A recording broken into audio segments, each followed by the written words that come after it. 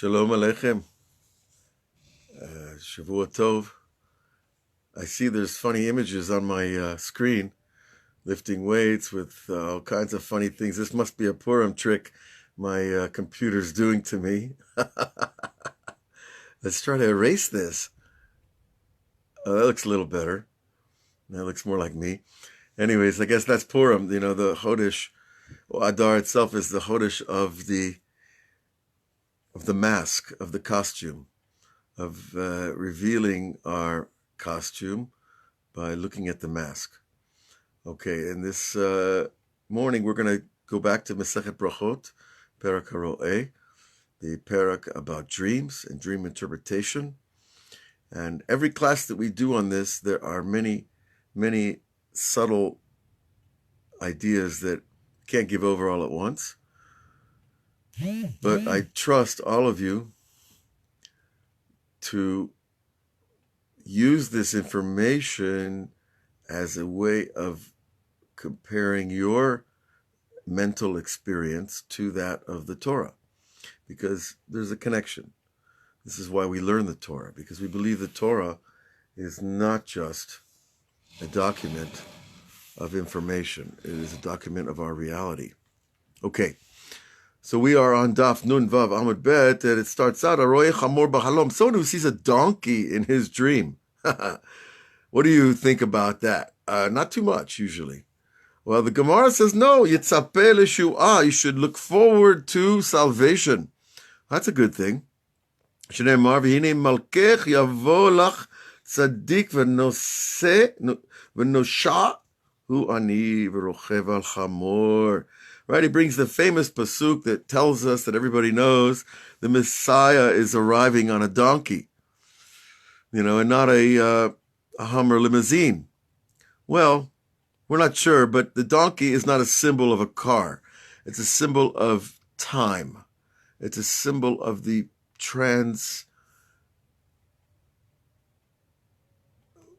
movement of time, that a donkey moves slowly but steadily. A horse moves fast, but it's not so steady. So the idea of the Messiah coming on a donkey is the idea of slowing down the process. That it's a slow process. If you've ever ridden a donkey, it's not so comfortable. And he's over a rocky road. But the donkey, he symbolizes going slow but steady and strong. And that's what we need to endure the whole Havilah de Mashiach, all the sufferings of the Messianic era. So let's not speed things up too much, because the sign of the donkey is the sign of salvation. Now, if you see a cat in your dream, what does that mean, to see a cat in your dream? Bi'atra de karule shunra. Go in a place where they call the cat the shunra, which is an Aramaic word for cat. In other words, if you live in a place where that's your everyday language, you understand? That the everyday language of a person is mashpia, is influencing his dreams. So, because if you call cat in Seattle, then it's not going to have the same impact on your mind as if you live in Babylon and you call it a shunra. No, but if you see a shunra in a place where they speak Aramaic, naset lo shira na'a, they're going to make for him a nice song, a beautiful song. Okay, that's kind of interesting what that means. I mean, does it mean someone else writes a song about me, or does that someone else writes a song? Is the cat too close to my personal life, or does it really represent a song, etc.? These are questions that every person has to answer. Because if you think,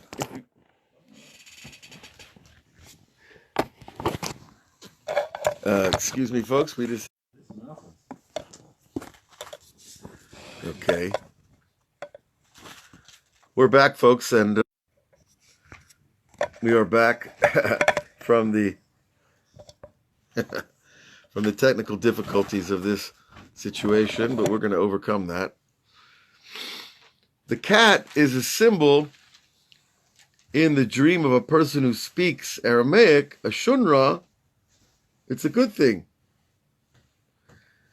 It says that Naset lo shira na'a, beautiful song. Shinra, but if he changes the voweling just a little bit, right, from a shunra to a shinra, Nase lo shinui ra. It means that an evil change is coming upon the person. So you see, one vowel in the language will cause the whole interpretation to change. So how is that? Well, our whole lives and our future depends on the change of a vowel. It seems a bit much for most people. But remember what we've been learning all along in this perek, that the language of our thinking and our speech interacts with the language of our dreams. That there are these two simultaneous experiences of communication. One is between us and our friends here in the Chabura of Nar Shalom, and one is between you and the upper world in your dreams. They're different languages, but they're using similar symbols called the Hebrew letters. And because the Hebrew letters are divine, they're flexible. And that's a very important thing. If you want to be divine, you got to be flexible. If you're rigid, oy vavoy. We've all dealt with our own rigidness, but rigid means I have a difficulty changing and receiving advice, receiving information. And it might be information from my boss or my wife or my dreams, but I still have to have this flexibility of interpretation. This rigidness is too much. You see this table shaking. It's an earthquake. Anyways, Shavua Tov, everybody. I hope you're having a good time. We've had 3 days of what I call the storm of the year in Israel. It just hasn't stopped. And that's good. Keeps us home and, where the bears are, hibernating with the Torah. That's what we're supposed to do in the winter.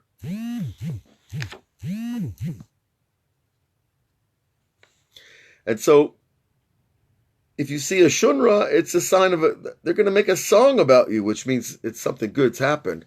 And if it's a shinra, it means it's a shinui, because the lashon shinui is a shinra. The same thing. You split the word and you come up with a new interpretation. That's part of the beauty and the miracle of Hebrew, that there is this multiple flexibility of interpretation. And we need that flexibility of mind to receive that flexibility of interpretation. Now, if you see grapes in your dream, now if they're white grapes, here we go, getting specific. If they're white grapes, then whether they're ripe or not, it's a good sign to see white grapes in your dream. I guess if you're a vintner in southern France, it'd be great. But what does that tell me? Yafot. What does that mean? Shachorot. But if the grapes are black, bismanam yafot. If it's the time for their ripening and they're dark grapes, that's fine. Shelo bismanam. But if they're early grapes, raot, then again, it's a negative sign. But it doesn't tell us what. It could be a sign about my crops, about my grapes, if you own vineyards. But it can also, of course, be connected to the idea of looking forward to good versus fearing the future. Now, this seems to me one of the essential problems that human beings have in this world, is that part of me is worried about the future, and part of me is worried about the present. And neither of those parts are based on information. They're based on supposition. Suppose this could happen. Suppose that could happen. Suppose that could be. Suppose that interpretation of the moment could be forever. We learned before that you could have a dream and it won't happen for 20 years. You want to be a prophet? Can you hold on to your prophecy for 20 years and not worry about it? That's mental strength. Real spiritual strength is being able to hold on to the idea of the unknown of the future, to the idea of the difficult accessibility of the past, and to living in the present. We have to have all of those because we're created by a God who is all of those. So our soul is from all of those. Now here's another one interesting. Someone who sees a white horse in a dream, certainly that's achieved literary symbolic status throughout the centuries of literature. You see a white horse in your dream, bein benachat, bein beraduf, yafelo. Whether it's running or not running, if it's a white horse, it's a good sign. Adom, but if it's red, if it's a red horse, okay. If it's benachat, if the red horse is munching grass on the side of the road, that's fine. Beraduf, but if the red horse is chasing whatever, it doesn't say what, but chasing, then it's kashay. So here we have the distinction in Kabbalah that we've had many times between red and white.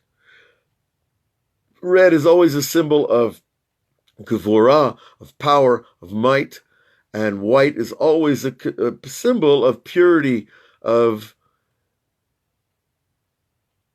innocence, of something good. So you see here, even if the color of the horse in the dream is impacting it. Now, of course, again, we have whatever you see in your dream, you could just go to 3 of your fellow Jews and tell them, I need you to poterli this dream. I need you to absolve this dream. That's automatically an out for anybody who has a difficult dream. You know, a young woman was at our Shabbos table and she gave me a dream about wild animals chasing her and surrounding her and threatening her. They never touched her. They never hurt her, but they were all around her. And I listened, and, you know, I know this woman a little bit, and she's not married. And we know that the part of the idea of Kedushin, that a man marries a woman, is that he is supposed to surround her with protection, and she's supposed to surround him with spiritual protection. I should have said physical, that a man's job is to protect a woman physically. It's certainly back in the day in the ancient world. But a woman's job is to protect a man spiritually. So there's this dual relationship of security and protection that's taking place in every male-female relationship. And here we see it a little bit that if a person sees a soos even in his dream, if it's red, there's a problem. If it's white, it's a symbol of purity, innocence, protection. So you see that here we're learning something very important, that in our dreams, even color is important, and timing is important, and the shape of things even is important. And we'll see more of this as we go through this perek. This is a perek that we can learn our whole lives, and it keeps coming back to you as a new thing.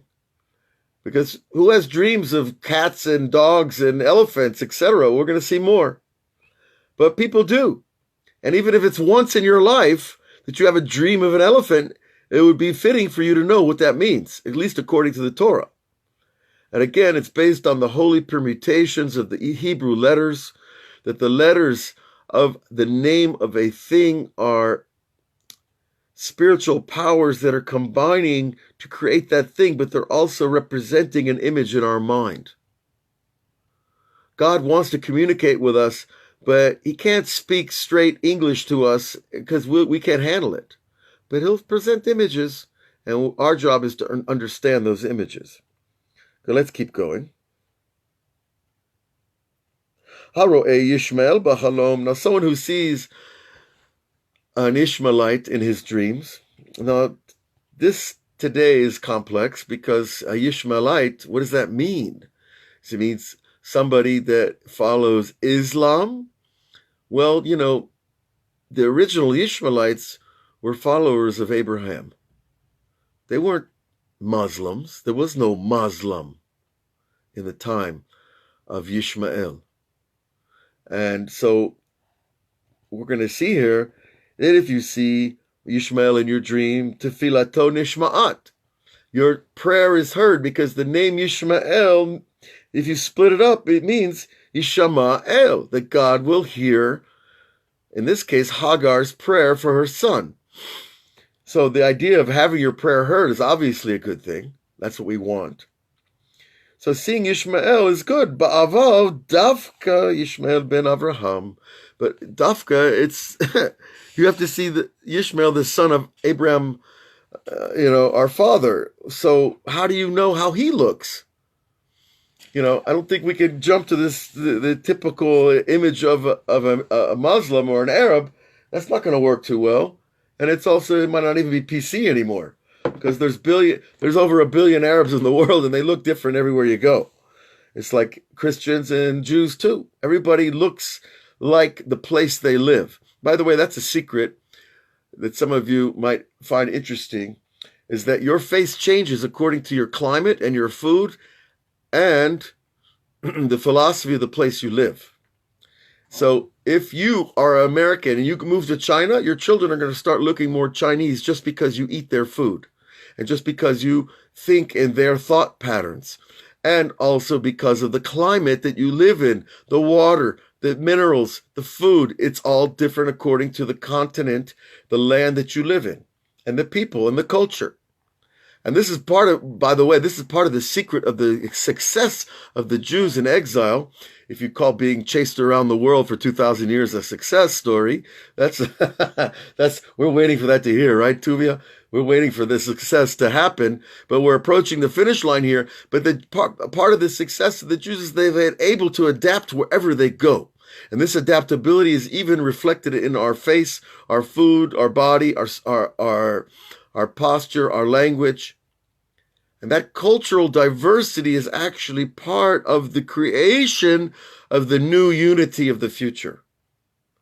And that's, I think, what the good point behind all PC is, that really we need to all see each other at a very high level. And not as, oh, you're a Jew, oh, you're black, oh, you're Christian, oh, you're all these categories. They just destroy our love for each other. That really mean that I have reached the end of my love. If I can't see you as a human being, then I see you as a category. You're a Jew, you're an Arab, you're a Christian, you're white, you're black, you're green, you're yellow. That means I don't love you, or I'm not loving you at that moment, because I'm categorizing you. So that's a heavy thing, and we have to learn this. It takes time, but that's why we're here, because we want the truth, and we want to live the truth. Now, if you see Avraham, the son of Avraham, called Yishmael, in a dream, it's a very good thing. Aval tayab al-malo. But if you see a simple Arab merchant going along in your dream, and you don't know that it's Yishmael ben Avraham, then the dream has no significance. Now, wait a minute. We just asked the question. How do I know? I see an Arab. He's got a cloak on. He's on a camel, a donkey. He's walking with his sandals and his cane. He's got 25 goats running across the highway with him. How do I know that's the image of Ishmael ben Avraham Avinu, who founded 12 master tribes all over the Middle East, that created a lot of the nations that are now Arab nations? That's true. Geographically, that is true. That the nations of today that follow Islam were essentially drawn from these ancient antecedents, which would be Avraham Avinu or Yishmael Avinu. Or Avinu, wait a minute, we don't call him Yishmael Avinu. I guess some people do. That was funny. But anyways, I have nothing, Yishmael has his story, and if you want to learn about it, you can go on YouTube and hear, Arabic professors will tell you about Ishmael's story, and you'll get a little different idea about what Islam is. But I don't want to go there too much. Nonetheless, how do I know? Well, you don't know, because no one was there. So what does the Gemara want from me? that I know that it's Avraham, son Yishmael, then it's a good sign in a dream. But if it's any Yishmael, then it's a bad sign in a dream. How do I know the difference? Well, you don't know, but I'll tell you how you do know. That this type of information is transmitted immediately from the image to your mind. You won't know what Ishmael ben Avraham looks like, but you'll know if it's him, because the dream will transmit to you its truth or its lack of truth. And if a dream doesn't transmit to you the idea that it's Ishmael, then it means it's not. And if you see an Arab in your dream and it's like radiating this name in your mind, Ishmael, then you might be pretty good chance that it is Ishmael. So you see, what this introduces an idea of dreams that's very important, and we're going to talk about it more in the future, is the psychic connection of dreams where there is nonverbal communication, where you receive information without words. You receive information knowing to knowing, from one person's mind to another. This is extremely high level, and it's not going to happen overnight, and we have to work for these things. But we need to know they're there to have faith in our tzaddikim, because they got there. Why do we have faith in these people? Because I know he got farther than me. And when I have faith in these people, automatically the system seems to work and my mind connects. Okay? So there's this transition of information that takes place psychically where there are no words even. You just know something in the dream that it's true or not. So if you see Ishmael, you'll know it's him. And if you see just any old, Muhammad or Ahmad or Fatima, then you'll know that it's not him. Okay. All right. Now, if you see a camel in your dream, what does that mean? Well, mita. It means there was a death sentence put on a person in heaven, niknasalo min hashamayim, v'etziluhu mimena, that really there was a death penalty decreed on a person, but if he saw a camel in his dream, it means it was pushed away. He was saved from it. So who would know that unless you learn Talmud? Unless you learned the ninth Perek of Masechet Berachot? No one's going to tell you these things. So go figure why the Jews are so powerfully attached to learning the Torah. Because you can't get this information elsewhere. Amar Rabbi Hama bar Rabbi Hanina. My Qira'ah. Rabbi Hama asks, what is this pasuk telling me? Ani anochi ered imcha Mitzrayma. God said to Moses, I will go down to Egypt with you. V'anochi alech alcha gam alo. And I will also come up with you from Egypt. Very nice. It only took 210 years for God to fulfill his promise. Seems like a long time. But nonetheless, he did do it. Rav Nachman bar Yitzchak mehacha. He learned it's here. Gam Hashem evir atatcha lo tamut. So the idea of seeing the camel in a dream, we see it in another pasuk. God said, Hashem evir hatatcha. No, Moses said this, excuse me. God will remove your sin and you won't die. So we see that the pasuk is supporting the idea. Aroeh Pinchas b'chalom. Now someone who sees Pinchas, who of course was the grandson of Aaron HaKohen, if you see him in a dream, Pele naselo, a wonder, a miracle wonder is going to be done for him. Aroeh Pil b'chalom. Now if you see an elephant in a dream, Pilaot nasulo, then wonders are going to be done for him. Not just one, but many. Pilim, now if you see a herd of elephants in a dream, Pilae pilaot nasulo, wonders of wonders will be done for him. So that all sounds, wow, that sounds great. I want to see a herd of elephants in my dream. However, the basis of this, again, is based on the Hebrew letters, the holy language, that the peel is, of course, Pe, Yud, Lamed, but those root letters also are connected to the word of Pele, a wonder. So again, the rabbis are conceptually transferring meaning from these letters combination to that letter combination. Can we loosen our mind up about words? That I could see words as having different meanings in different contexts? That's what the rabbis have done here. And I think it's a wonderful thing to free up our mind from being locked into our previously known interpretations of words. A peel is a pele is a peel. What's your problem? It's not a problem. But if I get rigid, again, this idea, think of it, remember it, if I get rigid in my interpretations, I lose the flexibility to receive that higher knowledge. And that's really why we're here. Okay. How are we doing on time? We have time. You see, we have time. Time doesn't have us. That's a big paradigm shift, by the way.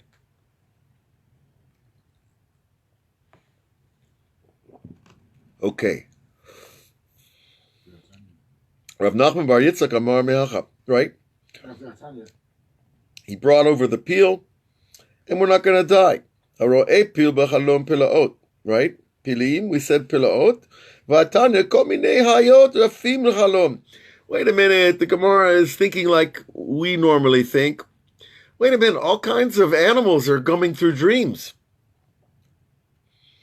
And the Gemara's, the ha-tanya, that hey in the word, in front of the word tanya is called the contradictory hey.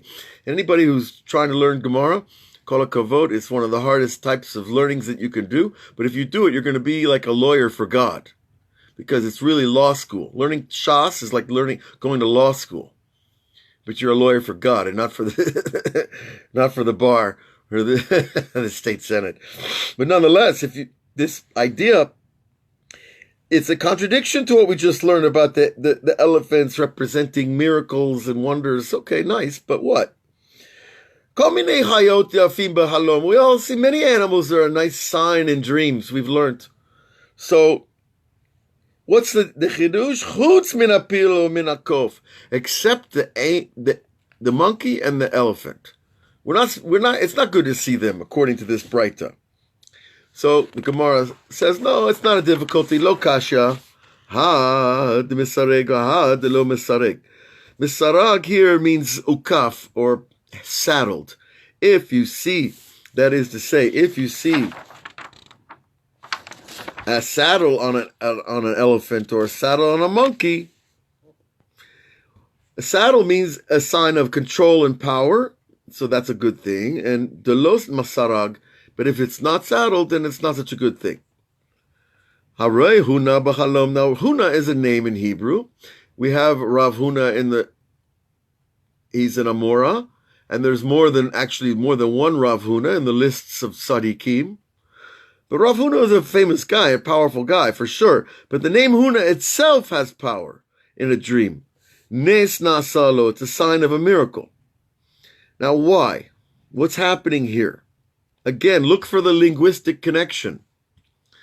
Hanina, Hananya, V'Yochanan, these three names.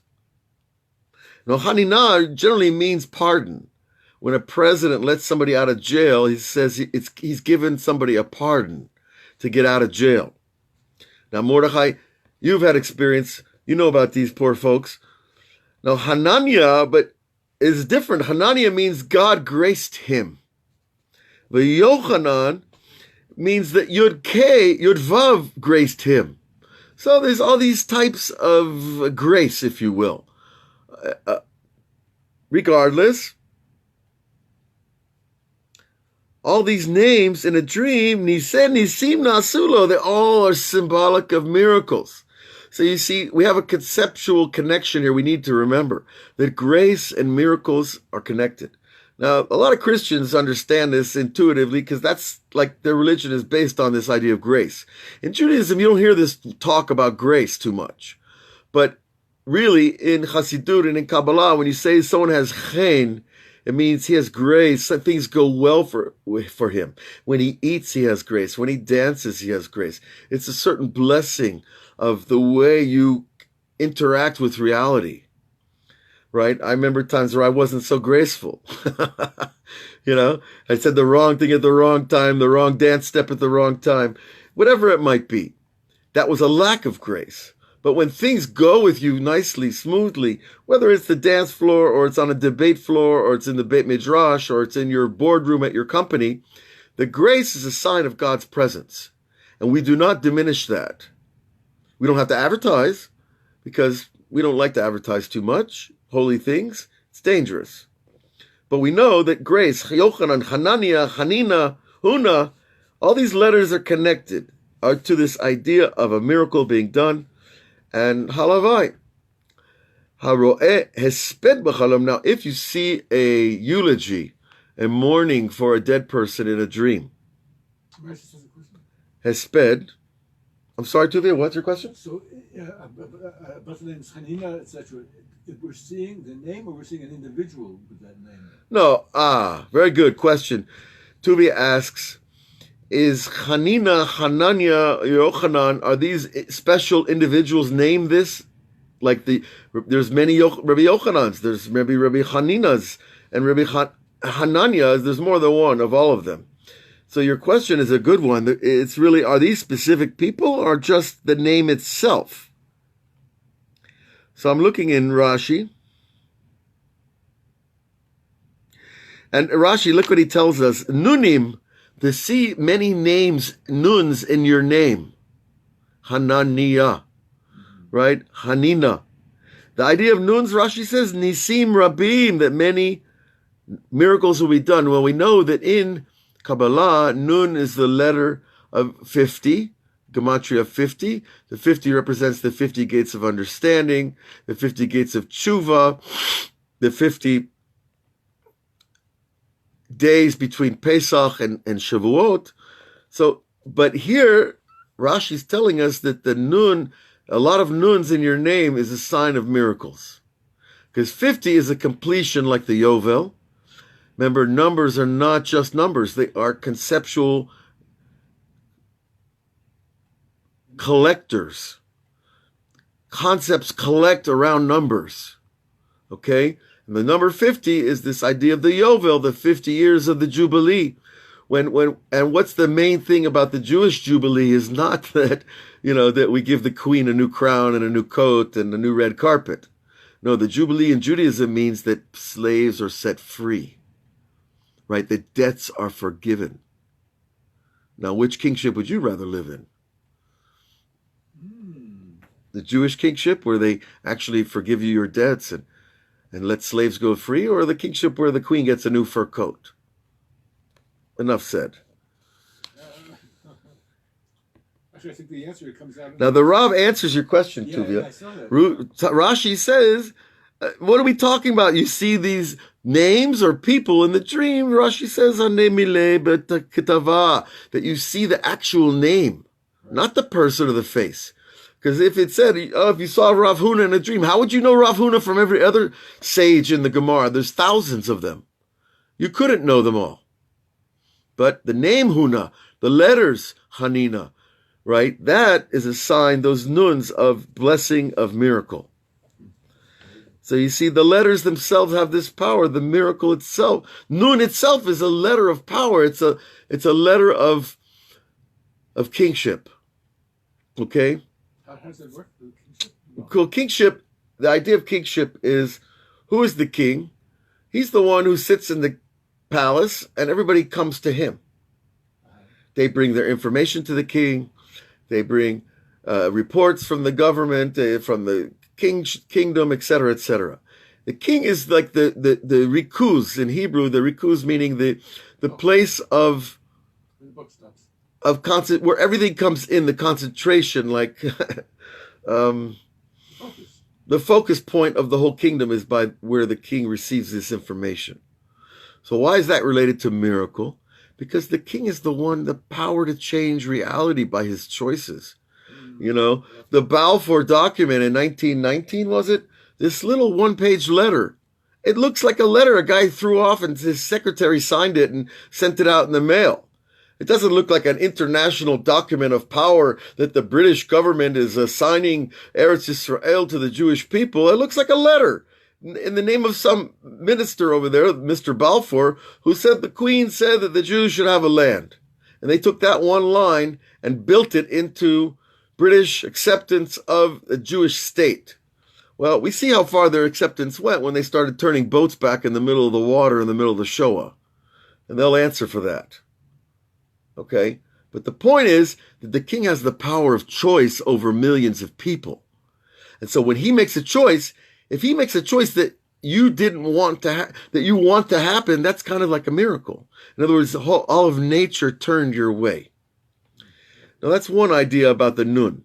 There's a lot of ideas about the Nun. In Tikkun Zohar talks about the Nun. If you take a letter Nun, if you can see my hand here, I don't know if that looks like a Nun, maybe this way. It depends on if you're dyslexic, right or left. But look what happens. You got a Nun here, right? That's like a Nun. Now you bend the body of the Nun over like that. Then you put a little point on top like that. What do you have? A tzaddik. So the Tikkun Zohar teaches you the Nun is the kingship that you bend over for Hashem.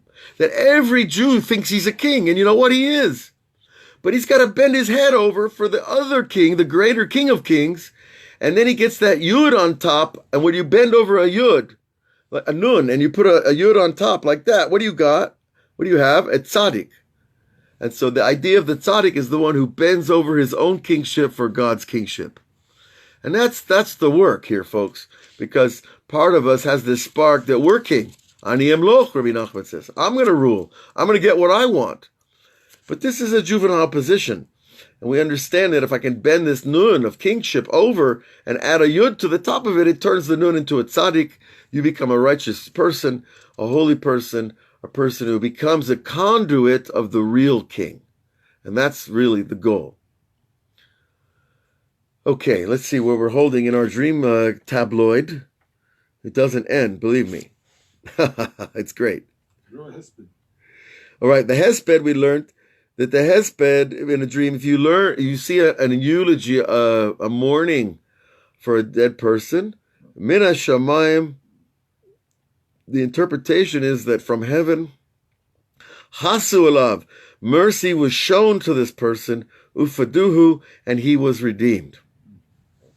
So that's also a very good thing. You might think it's terrible. I saw a burial, graveyard, people talking about the dead in my dream. No, it's a very good thing because it means that you're going to be redeemed. But this, the Rav tells us, is when you see the words themselves.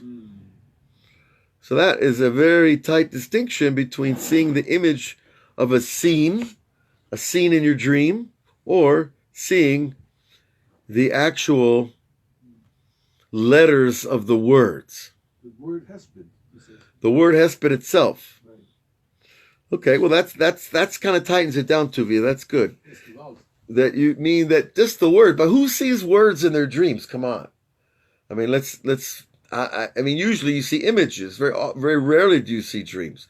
And we learned last week that if you see words in your dreams or you hear words when you wake up, that pasuk is called a nevuah katana, a small nevuah. It means it's for you here and now in your life what you need to know about what's going to happen next. That's all. God's trying to help.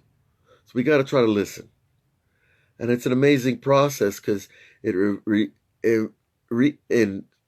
empowers the idea that Hashem is with us and Hashem is sending us information so that we know the right thing to do. He sent us on a mission to fix this world. He's not going to leave us alone in the middle of the sea when we're out on his mission fixing his world. Right? That's the Jewish people got to accept that mission. To be chosen, Reb Shlomo said, to be chosen as the Jewish people means you're chosen to tell the other people they're chosen. What a great touch. Only Reb Shlomo could tell us that.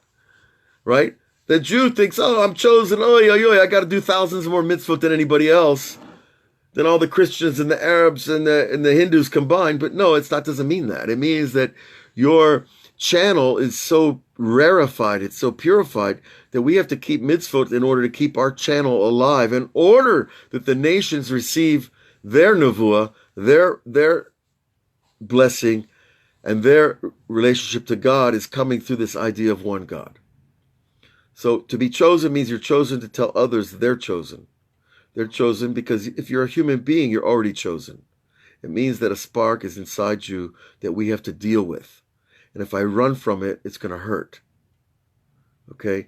So we got to stop running and start laughing and dancing and celebrating this spark. Okay, let's move on to a little halakha for Purim's coming up in a few days. And here in Israel, it's quite a deal because it's like 3-day long festival between the 14th, the Purim of Perazim, and the 15th, the Shushan Purim, the capital city Purim, and then Shabbat follows right after. Okay, so the Ben Ish Chai, we've been learning a little bit of his halacha about these ideas. The Ben Ish Chai, we learned already, right, that we have a mitzvah of hearing the Megillah, but we have to hear it from somebody who has to hear it himself, and not a child, and not a person who's lost his mind a little bit, and not a person who can't hear. And we learned also that if the reader falls asleep, it's a problem for those who are listening, but if the listener falls asleep, you just wake up, slap yourself on the cheek, and keep going, right? Now also, we have blessings that we make. And when we make the blessings over the Megillah, we make them standing up. We learned about this before, that standing up in front of the Kahal, when you make a blessing, is a sign of honor and respect. And that's, ein kavod el Torah. When people stand up in court for the judge, they don't stand up because they honor the judge. They stand up because they're afraid of the bailiff. They're afraid of the policeman. They're afraid of the district attorney. They're afraid of getting a patch on the head if you'll stand up for the judge. But when Judaism, when a rabbi enters and you stand up, it's because you honor what he honors. We honor the Torah. Ein kavod el Torah. So it's important to make those distinctions. I'm not putting down judges or their office or their job. It's a job I don't want. If anybody wants to be a judge, they better be really, really honest, pure, and sincere, because it's a place that the rabbis say a box of snakes sits in front of you, right? A kupat sheratzim, snakes and evil things, nasty animals, because all that are the judgments that a person brings on himself when he judges. So the first thing we want to do in spiritual service is stop judging others, right? It's just really a dangerous thing. Okay. So but Purim, we have these blessings, we make them standing up. It's all in your Siddur, or in most Megillot, you have the blessings before and after. There's the blessing of Shechianu, right, that we've come to this time of the year, and if you forget it, you could stop and make the blessing at that point. Okay?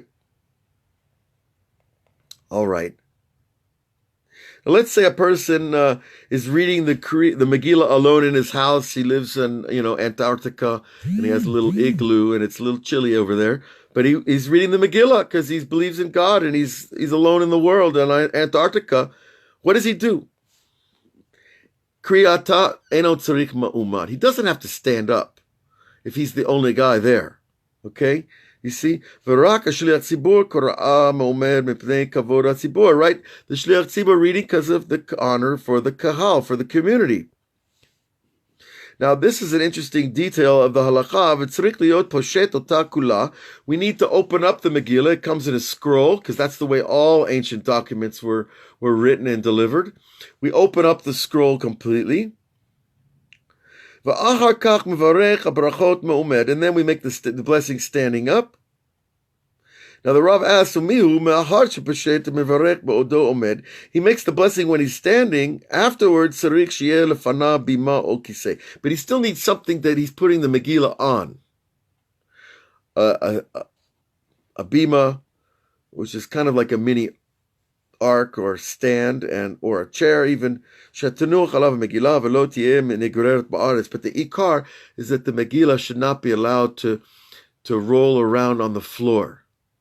Right? The floor is considered a lowly place in Kabbalah. Now, these are interesting things. You think about it, Tuvia. You have a floor. That's where your feet go. You have a table. That's where your hands go.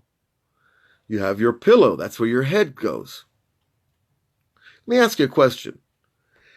In every house in the world, there's a rag we use to wipe the floor. Are you going to wipe your face with that floor? No way. Right? Now, there is a rag in every house that you wipe your hands after you do the dishes. Are you going to wipe your face with that dish rag? No way. So you see, the rag itself is a representation of the level of what I'm dealing with. And my face is the panim that God gave me. It's a place where it emits light and love and joy and truth and suffering. I'm not going to put a floor rag on my face. And even a table rag I'm not going to put on my face. So I'm not going to put my Megillah on the floor either. Understand why it's so important that we understand the distinctions of the spiritual realm are reflected here in the physical realm. The floor is the level of our feet. That's the lowest level. The level of a table is our hands. That's the middle level. The level of your head, that's the highest level. And so things that you use on your face and your head, you're not going to use elsewhere. That's a sign of the Kedusha that's internalized inside us. And you don't have to be religious, you don't have to be Jewish to know these things, because they're self-evident in our own living of life. So this is this is the real thing, this is the real Kabbalah. That you want to know why, like we say in Judaism, you shouldn't wear the shoes of a person who died in his shoes. Like, that doesn't sound so hard to understand. Here in Israel, we have these wonderful gamachs, they're called Gemilut Chasadim. They're clothing stores that sell things at a very cheap price. $1, $2 for a pair of shoes, a shirt, etc. Very cheap prices. But you know where these clothes are coming from. They're not coming from the store. Most of the time, they're coming from people who passed away. Okay. So how do I buy a pair of used shoes if I know that some guy who died wore them? Okay, so listen closely. This is amazing.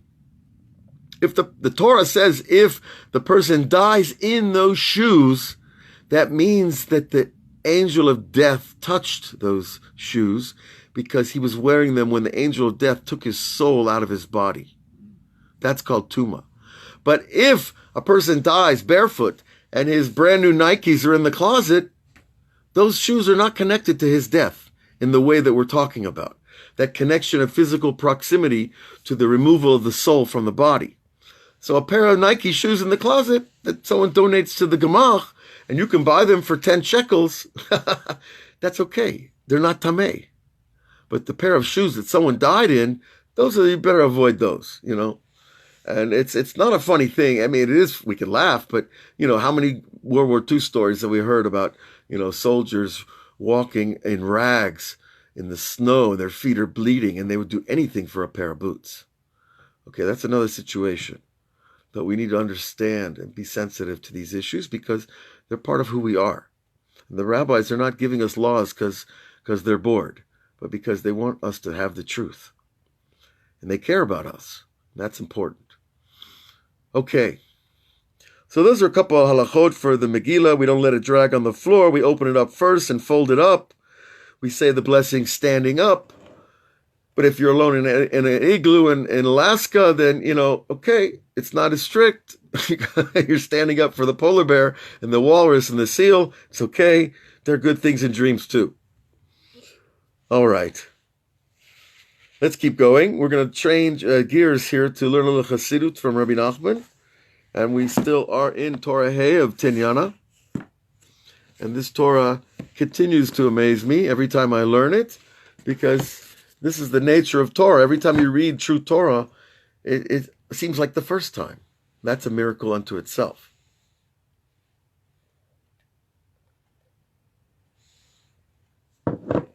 Okay, so we're in Torah Hey Tinyana.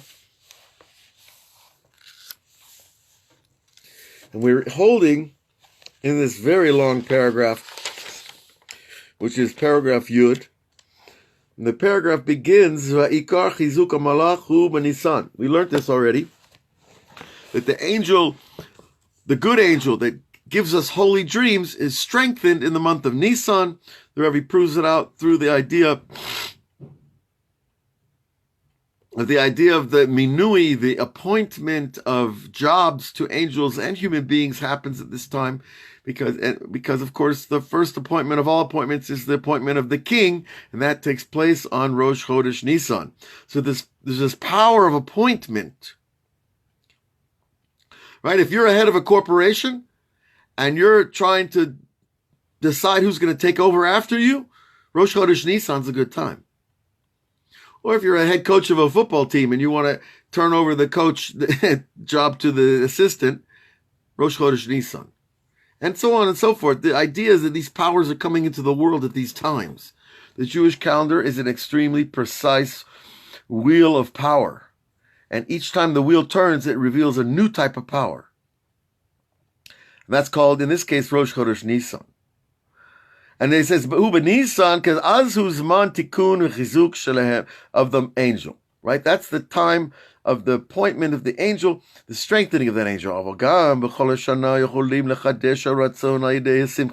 Now, this is the important principle we need to always remember, that every day of the year, we can renew our will with joy. The joy is the great secret of life, because joy renews will. And when you have will, you have power. And power means you can do things. And do things means you can accomplish something. And when you accomplish something, we feel much closer to Hashem, because you're trying to accomplish what He wants. Again, the idea that through having joy, we give strength to the positive angels. And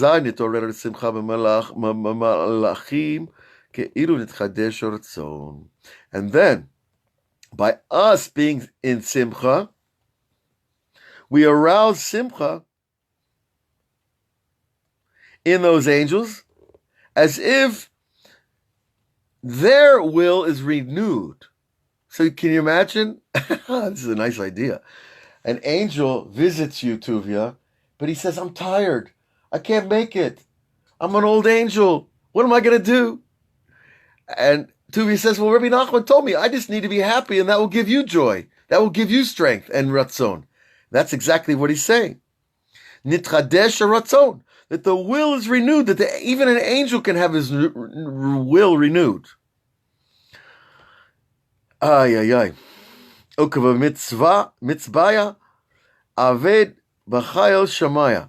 And according to your choice, the power was done in heaven. Ba'oto hayom, on the same day. Ki'ivlu kiblu et manut shelahem ba'oto hayom. It's as if every day is the day of appointment when you get new will.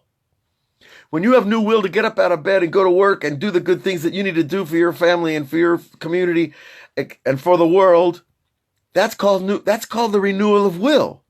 When I don't want to get out of bed and I don't want to do anything that I normally do that keeps me aligned, then it means my will is weak. And joy is the key. About Ikar Yitchadshut HaRatzon, he says, B'Nisan, but the essential time of the year for this renewal of the joy is Nisan, the month that's coming to us very soon, because in Nisan is the time of the redemption. It's the time of the freeing of the slaves. And of course, all of us have our enslavements. Okay, everybody has a little bit of that part of us that's, wait. He's under the taskmaster. The taskmaster, of course, is what we call the Yetzer Hara. I started calling him the other guy. Right? The Kabbalah calls him the other side. But he's the other guy. Rabbi Nachman, he's got the understanding. He says he's the Dimayon itself. The power of imagination is a lens. And he says that lens can do anything with reality that it wants. It can twist and turn your reality. And that's why he says the Koach HaDimayon is a new name for the Yetzer. In itself. That the lens it's a lens in your mind. You receive from the lens and you project from it. It's part of the layers of your mind. So we call that evil? Well, that's the question, right? I mean, What do you mean? I mean, Dimion can be used for good. So imagination can be used for good. That's right, Tuvia. And it can also be used for not good. So it's this static, neutral plane where images enter and leave, where ideas enter and leave, where speech enters and leaves. It's that isplakaria, that lens, she'ena me'ira, that does not illuminate from itself, but it's receiving from behind it. It's cloudy. It's got images. It's not so clear. This was Rabbi Nachman calls the evil inclination, because it has the ability to take your truth and twist it. And God could tell you, Avraham, go to that mountain and plant that tree, and you'll be like, what? I don't want to. It's too cold outside. I don't want to go plant some tree in a mountain. That means I'm arguing with God. Now, then I'll say, well, how do I know it's God? Maybe it's not God. So my mind starts turning things around and raising questions that aren't questions, and suddenly your desire is diminished. And the Rebbe says the closer you get to Kedusha, the more of those kind of thoughts you get. So when you get those negative thoughts, just dismiss them, because it's like children screaming at you while you're running, to do this something very important. The children don't understand why you're running to go to catch the bank before they close the door. But you don't listen to them. And we don't listen to those voices. Yeah, Tuvia. No, so the question I've seen elsewhere is that Koach HaDimion is so essential to understanding concepts in Torah. Right. So why is that called the Yetzer Hara? Very good point. I'm confused. Tuvia is asking, so the power of imagination is also the power in the mind to compare things. Lidamot davar ledavar, to compare one thing to another. If I look at the wrinkles in my hand, I see the patterns of the maps of the rivers of Israel. When I look at a map, they look the same. They branch out the same. This river goes that way. This river goes that way. So do the lines in my hand. That's lidamot, to compare one thing to another. That's also the power of the imagination. Why is that evil? But why is that equal? Evil. Why is it evil? Very good question. It's not evil. Unto itself, it's not evil. What makes it evil is how I use the information. That's Rabbi Nachman's intention, you're saying. Right. That we have to understand that if my imagination is impure, then I will receive impure information from what I see and hear. And if my imagination is pure, then I will receive things as they are. And this goes back to the whole idea of being able to distinguish good and evil, truth and falsehood in our own consciousness. And that is what enables the mind to see the truth in a dream or not. If I'm not pure, I can't tell you your dream, because I'm already filling the gaps of my imagination with my own stuff and not seeing who you are. So this idea of purity is like this infinite thing, because the mind can get purer and purer, or less and less. But the koach hamidameh, the power of imagination, is this amazing gift to compare things. But if my tools, if you have a rusty screwdriver, how good is it going to do the job? If I'm an architect and my ruler is bent, how good is that going to help me? Right? So we need to have a straight ruler to be able to get a straight interpretation of reality. Okay, v'az b'Nisan haya ra'ui l'yishpatel tumah. Therefore, in Nisan is a time that's fitting to cancel out all the impurity. We're leaving Egypt. We're going through the mikvah of the Red Sea.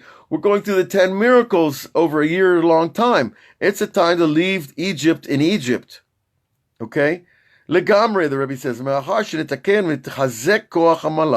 because we have strengthened this angel with joy. That, can you imagine you're leaving Egypt with 3 million Jews, and Moses is saying, okay, we're going that way, guys, across the desert. Don't ask any questions. You're like, am I going to be happy or worried? Ooh, what's Moses doing? He's taking us out in the desert. No more, no more watermelons. But really, that's the whole point, is that I trust Moses' lens more than mine, because his lens is pure. It's because God spoke to him clearly, and he heard it, and he told me, and it happened. So faith in the prophet is not this blind faith. It's based on a knowledge of the way the system works. Okay, and I'll repeat this 10,000 more times if I have to. It depends on our understanding of how the system works. Then our emunah grows because we see, wow, it's true. My mind is a filter. It's a lens. I receive things, I interpret them, I act on them. But the purer my mind, the purer my interpretation, and the purer my reaction. So we're coming to the end of our little time together today from the Chabura, and God willing, tomorrow the hail and the rain and the wind will slow down a little bit, and we'll get to Jerusalem, to the holy yeshiva of the Mekubalim, which has really been the anchor of my life. And I invite all of you, when you come to Jerusalem, just come for 15 minutes, sit in the air and the atmosphere, the space of the people who are dedicated to these ideas, who are living these ideas. And if you don't come to Jerusalem, well, keep coming here, and we'll try to do the best we can to translate a little bit. And may all of you be blessed. This is a holy week. We're getting ready for Purim. It's a new redemption. It's a freedom from Amalek. It's a freedom from doubt. Now, if you have freedom from doubt, you're going to be a very happy person. And I bless all of us with that joy. The confidence in God, God confidence, is where we're going. All the best.